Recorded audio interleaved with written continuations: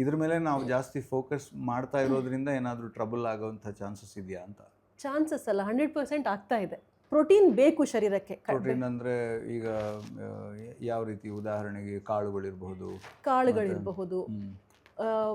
ಪನೀರ್ ಅಥವಾ ಮಾಂಸಾಹಾರವೇ ಇರ್ಬೋದು, ಮಾಂಸದಲ್ಲಿ ಎಷ್ಟು ಗ್ರಾಮ್ ತಿಂದೆ, ಎಗ್. ಹೌದು. ಮತ್ತೆ ಅದಲ್ಲದೆ ಅದೆಲ್ಲ ನಮ್ಮ ಆಹಾರದಲ್ಲಿ ನೇರವಾಗಿ ನಾವು ಅಂದ್ರೆ ಅಡಿಗೆ ಮಾಡಿ ತಗೊಳ್ಳುವಂಥದ್ದು.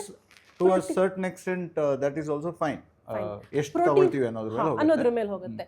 ಇನ್ನೊಂದು ಏನು ಮಾಡ್ತಾರೆ ಅಂದರೆ, ತುಂಬ ಜನ ಸೆಪರೇಟ್ ಆಗಿ ಪ್ರೋಟೀನ್ ಪೌಡರ್ ಆಗಿರ್ಬೋದು, ಪ್ರೋಟೀನ್ ಮಿಕ್ಸ್ ಆಗಿರ್ಬೋದು, ಪ್ರೋಟೀನ್ ಶೇಕ್ಸ್ ಆಗಿರ್ಬೋದು, ತುಂಬಾ ಕಾನ್ಸಂಟ್ರೇಟೆಡ್ ಆಗಿ ತಗೋತಾರೆ. ಅದನ್ನ ಜಾಸ್ತಿ ತಗೋತಾರೆ.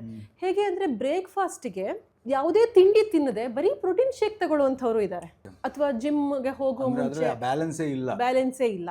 ನಾನು ಆಗ್ಲೇ ಹೇಳಿದಾಗೆ ಸ್ನಿಗ್ಧತೆ ಕಡಿಮೆ ಆಗುತ್ತೆ, ಡ್ರೈನೆಸ್ ಜಾಸ್ತಿ ಆಗುತ್ತೆ. ಯಾವಾಗ ಈ ಸ್ನಿಗ್ಧತೆ ಕಡಿಮೆ ಆಗ್ತಾ ಹೋಗುತ್ತೆ, ಡ್ರೈನೆಸ್ ಜಾಸ್ತಿ ಆಗ್ತಾ ಹೋಗುತ್ತೆ, ದೇಹದಲ್ಲಿ ವಾತ ದೋಷದ ಇಂಬ್ಯಾಲೆನ್ಸ್ ಅಂತ ಹೇಳ್ತೀವಿ ನಾವಿದು.